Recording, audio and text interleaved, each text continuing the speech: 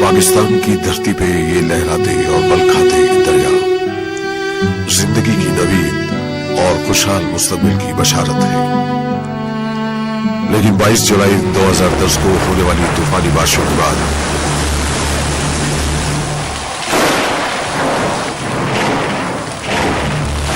پانیوں کے یہی مسکراتے اور گنگناتے دھارے خزمناک ہو گئے۔ ارض پاک پر پانیوں کی یلغار شروع ہوئی تو دھرتی الامان الحفیظ پکار اٹھی۔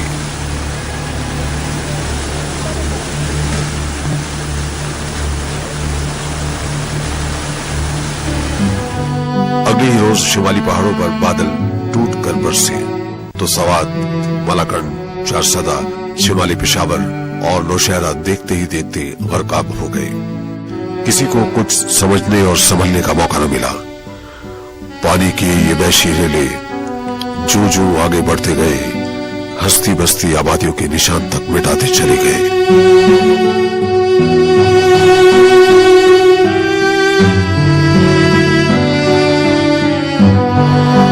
آزاد کشمیر، خیبر پختونخوا کے بعد جنوبی پنجاب کی باری آئی اور پھر صوبہ سندھ اور بلوچستان ان موز اور پانیوں کی لپیٹ میں آ گئے۔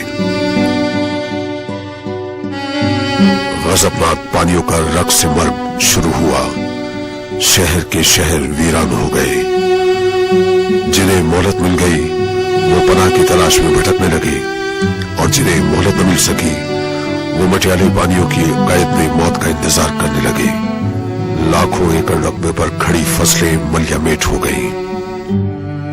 لاکھوں گھر کیچڑ اور گارے کا ڈھیر بن گئے، اور ہزاروں دیہات صفائی ہستی سے مٹ گئے۔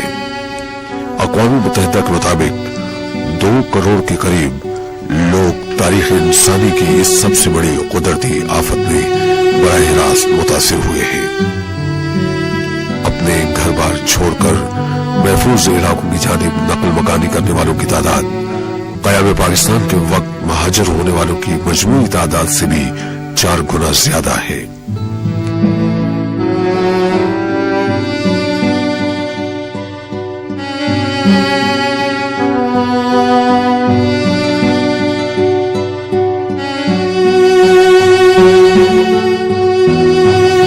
طوفان نو کے بعد آنے والے اس عظیم ترین سیلاب کی لپیٹ میں آنے والوں کے پاس گھر رہا نہ گھر کا سامان، زمین بچی نہ زمین پر اگی فصل، مال رہا نہ مویشی رہے، یہاں تک کہ ان کی سماجی زندگی کا تار تار بکھر کر رہ گیا۔ آج ملک بھر میں بکھرے ہوئے سیلاب زدگان عبرت کی تصویر بنے ہمارے جذبہ انسانیت کو پکار رہے ہیں۔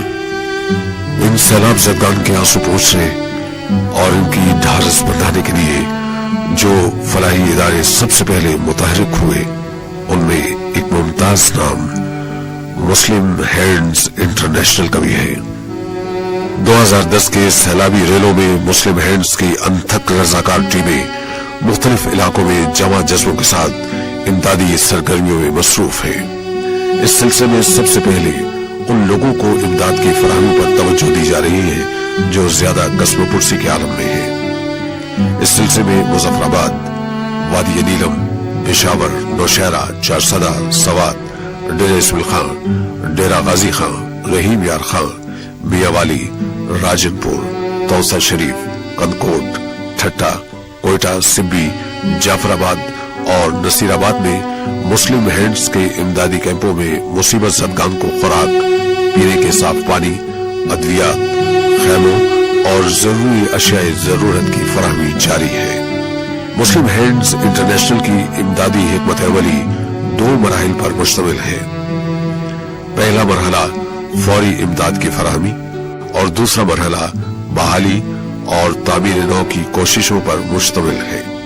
पहले मरहले में कम से कम 3 माह तक मुतासिरीन को खुराक की फराहमी को अव्वलियत दी जा रही है। इस सिलसिले में अब तक 4 सूबों और आजाद कश्मीर में लाखों मुतासिरीन को पके हुए खाने के पार्सल, कच्ची खुराक के पैकेट, पीने का साफ पानी, हजारों खानदानों को नॉन फूड आइटम, खैमे और वॉशरूम की सहूलियात फराहम की जा चुकी है। सैलाब ज़दा इलाकों में खुराक के बाद दूसरा बड़ा मसला पीने के साफ पानी की दस्तयाबी का है। इस मसले को हल करने के लिए मुस्लिम हैंड्स इंटरनेशनल ने कई इलाकों में वाटर फिल्ट्रेशन प्लांट लगाए हैं, जबकि इस मंसूबे का दायरा दीगर इलाकों तक बढ़ाया जा रहा है। इसके अलावा मुसीबत ज़दा भाइयों की दिलजोई के लिए 4 सूबों और आजाद कश्मीर में इफ्तारी के खुसूसी इंतजाम भी किए गए थे, जिनमें मुस्लिम हैंड्स के रजाकारों ने अपने मुतासरा भाइयों के साथ मिलकर इफ्तार की सआदत भी हासिल की।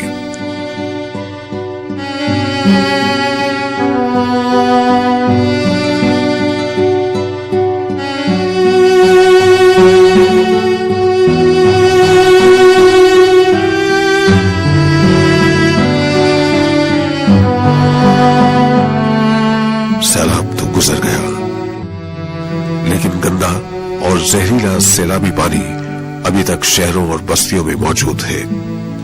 सैलाब के बाद इन्हें गैस्ट्रो, हैजा और रसाल जैसे मोहलिक वबाई अमराज का सामना है, जिन पर फौरी तौर पर काबू न पाया गया तो जाने कितने मासूम बच्चे मौत की आहोश में जा सोए।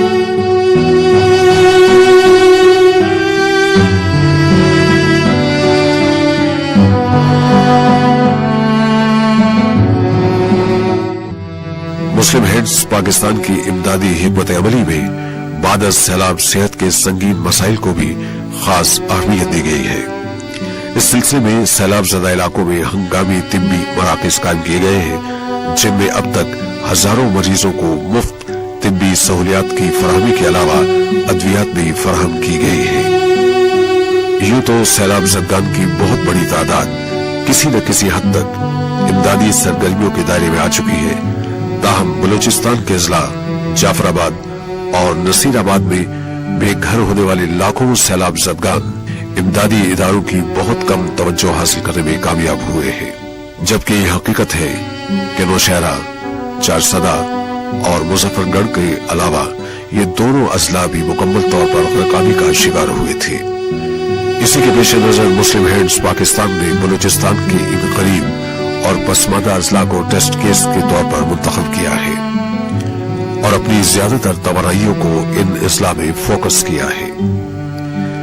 इन इलाकों में तामीर नौ के मरहले में बेसहारा खवातीन और माजूर अफराद के लिए जदीद तर्ज तामीर के हामिल पुख्ता मकानात तामीर किए जाएंगे।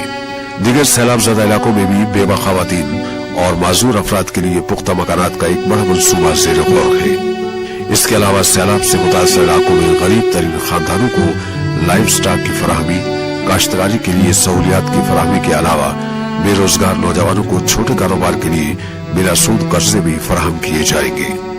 मुस्लिम हैंड्स इंटरनेशनल के लिए तारीख इंसानी की इस अजीम तरीन कुदरती आफत का मुकाबला करना मुमकिन न था अगर इसे अंदरून और बैरून मुल्क मुकीम साहिब दिल लोगों का माली ताउन मयस्सर न होता।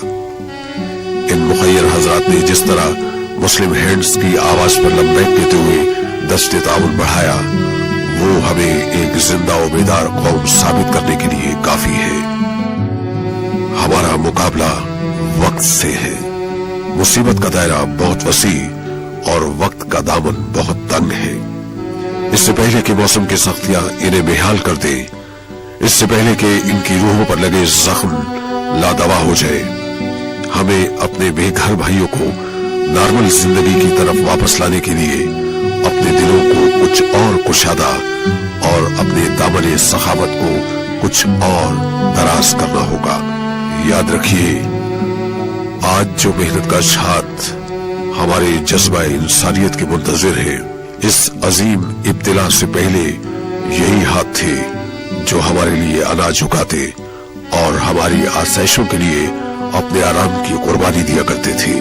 مشکل کی اس گھڑی میں مکمل بحالی تک ان کی امداد کرنا ہمارا فرض بھی ہے اور ہم پر قرض بھی ہے۔ ہمارے جذبوں اور ہماری محبتوں کو قائم و دائم رکھنے کے لیے دل کھول کر اپنے صدقات و عطیات مسلم ہینڈز انٹرنیشنل کو دیجیے۔ آپ اپنی نقد رقم اس بینک اکاؤنٹ میں جمع کرا سکتے ہیں۔